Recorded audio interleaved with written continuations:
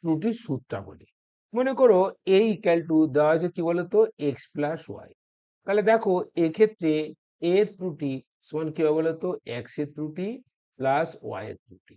আবার দেখো b দেওয়া আছে কি বলতো এক্স মাইনাস ওয়াই। তাহলে এখানে কি জানো তো b এর ত্রুটি ইকুয়াল টু কি বলতো এক্স এর ত্রুটি প্লাস ওয়াই এর c ইকুয়াল টু দেওয়া আছে কে ধ্রুবক into x to the power n। তাহলে এই অবস্থায় দেখো সি এর আপেক্ষিক ত্রুটি ডেল্টা সি বাই সি সমান এই পাওয়ারটা সামনে চলে যাবে 3 ডেল্টা এক্স বাই এক্স। আবার দেখো গুণ আর ভাগের একই নিয়ম। দেখো d equal to x y. তাহলে এখানে কি বলতো delta d by d equal to কি বলো delta x by x plus delta y by y. আবার ভাগের ক্ষেত্রে যদি এরকম হয় e equal to x by y, তাহলে এটাও একই হবে delta e by e equal to কি বলতো delta x by x plus delta y by Y.